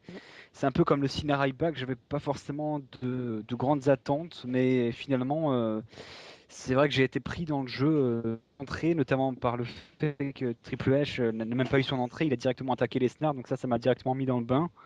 Et après, pendant 20 minutes, le combat passe et finalement, c'est plutôt divertissant. Moi, pour ma part, j'ai bien aimé, notamment le spot avec le Sledgehammer qui est bien mené et la victoire qui a été donnée à Lesnar, c'est le bon choix de booking. Donc ouais, c'est bien fait. Moi, j'ai bien aimé. Ouais, bon, moi, je vais repartir un peu solo alors, parce que Gus, il a pas vu le temps passer dans ce match, même si c'était un peu mou. Et puis lui, il a bien apprécié, au contraire d'MP, d'avoir fait intervenir Paul Heyman, pardon, dans la cage. Même si la particularité, quand même, c'est que l'arbitre n'est pas vraiment empêché Heyman, alors que normalement, il est censé pas le faire entrer. Et ça lui a rappelé une comparaison particulière à R-Truth, qui, il y a 2 ans, était intervenu pour attaquer John Morrison, qui allait être champion de la WWE. Donc voilà. Bon, après, ouais, mais ouais, non, c'est vrai, moi j'ai pas un bon ressenti, mais c'est vrai que peut-être l'heure il fait, ouais. Peut-être qu'à tête reposée, j'aurais peut-être un meilleur sentiment, mais moi j'étais quand même assez déçu parce que c'est une rivalité que j'aimais bien, la mieux construite, je trouve, du lot quand même. Il y a eu beaucoup de choses fortes dans leur rivalité étendue, donc je trouve un peu dommage que ça se termine comme ça en fait. C'était surtout ça. Moi j'attendais un combat un peu plus fort. Voilà. Donc si personne n'a quelque chose à rajouter, on peut passer aux notes. Donc voilà. Donc sur 10, Apparemment, c'est Ben, moi, ça me va. donc sur 10 les notes. Alors, bah, je vais demander la note à Renaud. Je vais mettre 7. 7 sur 10 parce que finalement, le Shield repart avec les ceintures dans 2 combats courts mais assez bons. Que j'ai préféré le Jericho Fandango clairement à celui de WrestleMania.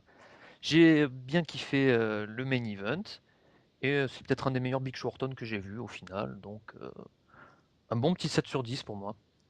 Et Ryback Senna aussi qui était au-dessus de mes attentes. Voilà.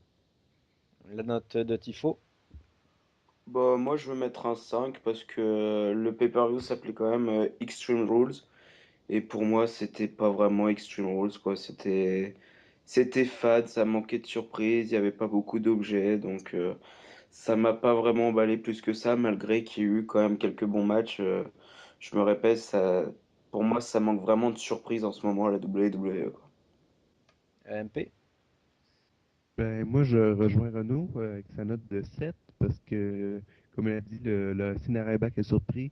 C'était une belle fin de la trilogie Triple H Lesnar. Meilleur match des trois, selon moi, comme j'ai dit tout à l'heure. Puis l'undercard n'était pas mauvais. Quand même, c'est vraiment la soirée où Toshi l'a dominé. Donc ça, c'est un point très positif pour moi aussi.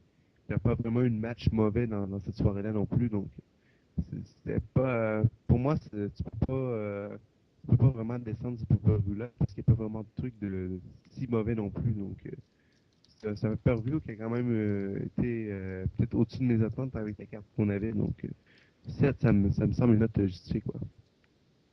Vincent. Moi, je mettrais 7 aussi, parce que même si, comme disait MP, la carte n'est pas super, ils ont quand même réussi à faire un pay-per-view correct, sans bien sûr faire des trucs extrêmes. Bon, d'accord, c'est le but, mais après, le Ryback Cena n'est pas dégueulasse, alors qu'on aurait pu avoir beaucoup bien pire. Je me rappelle du Hell in a Cell contre Open qui était pour le coup dégueulasse. Après, c'est vrai que les matchs de bas de carte ne sont pas si mauvais que ça. Le Orton Big Show est bon, bah, un peu gêné sur la fin, mais ça va. Après, il y a rien de mauvais. Le problème, c'est qu'il n'y a rien non plus de vraiment très bon. À part, bien sûr, la mise en avant du Shield. Donc, moi, c'est 7 aussi. Verpa. 7,25 moi. C'est juste pour compliquer le calcul. Non, je trouvais que c'était quand même un bon pay-per-view avec surtout oui, ce strap match ouais, qui m'a marqué parce que vraiment j'en attendais absolument rien et au final on a quelque chose de bon. Il n'y a pas un match qui ressort du lot comme étant extraordinaire, mais il n'y a pas non plus de match tout pourri. Quand on regarde au final la carte, tout était très équilibré. Donc oui, 7,25. Sébastien. Moi, je vais monter encore un petit peu plus à 7,5. Moi, je trouvais que j'étais satisfait en sortant du pay-per-view. Il y a toujours quelque chose que j'ai apprécié dans chaque combat. Aucun combat n'est mauvais. Et donc, partant de ce postulat, je ne peux mettre qu'une bonne note, et donc un 7,5.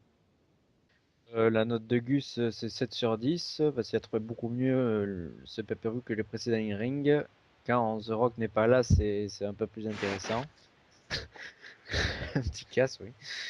Un bon pay-per-view niveau combat avec aucun ennui.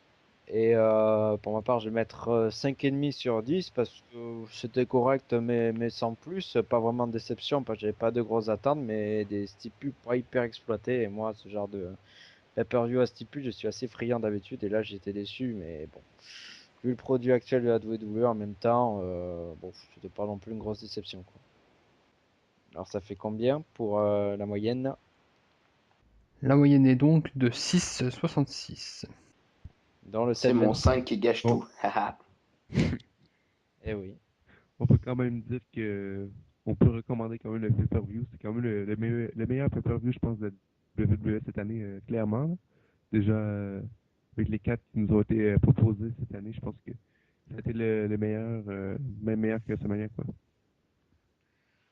Ouais, bah, y a pas photo. Ouais. Déjà que le reste de l'année était jusque-là assez faiblard, mais là, ça remonte pour un été qu'on espère bien meilleur. Donc, bah, on va pouvoir finir là. Donc, déjà passer à la liste des partenaires. Bon, ben, les partenaires de Wrestle Radio, bon, d'abord FN Lutte, qui a posté, comme Sébastien et Verpage le disaient, je pense, l'interview de Jacques, vous avez fait hier, messieurs, une très longue interview de 50 minutes, très intéressante d'ailleurs, qui est disponible sur YouTube et Archive, si je suis bien informé. Regardez bien la page Facebook, le compte Twitter de West Coast Radio. Tout est indiqué avec les liens pour suivre donc cette interview. Et n'oubliez pas évidemment le gut check du 8 au 15 juin. Votez pour Shana. Le deuxième partenaire est Voxcatch. Voxcatch, il y avait des maintenances ces derniers temps, mais ça devrait être bon d'ici que l'émission sorte. Il y a des reviews très intéressantes d'ailleurs que Bruce T. Vincent contribue, même Gus aussi, je pense.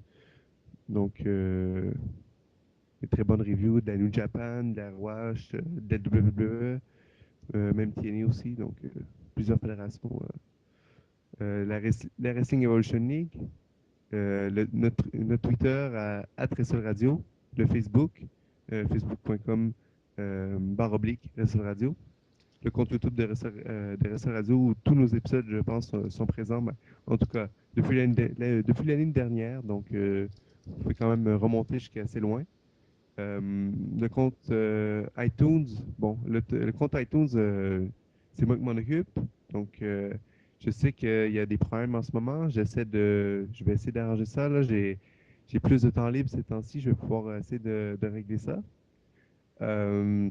Bon, en ce moment, le dernier épisode, je crois, qui a été uploadé, ça date quand même de, je crois, 2 mois. Ça, c'est des problèmes avec Feedburner. On va essayer de trouver un nouvel hébergeur. On va essayer de trouver une solution pendant cet été. Puis sinon, on vous tiendra au courant de ce qui arrive avec ça. Instant Catch, Vincent serait mieux placé pour en parler que moi, mais je sais qu'il y a un épisode qui est sorti récemment. Il y a 2 épisodes qui seront sortis d'ici la sortie du podcast. 2 matchs d'Extreme Rules, les 2 premiers, Fandango contre Chris Jericho et Kofi Kingston contre Dean Ambrose.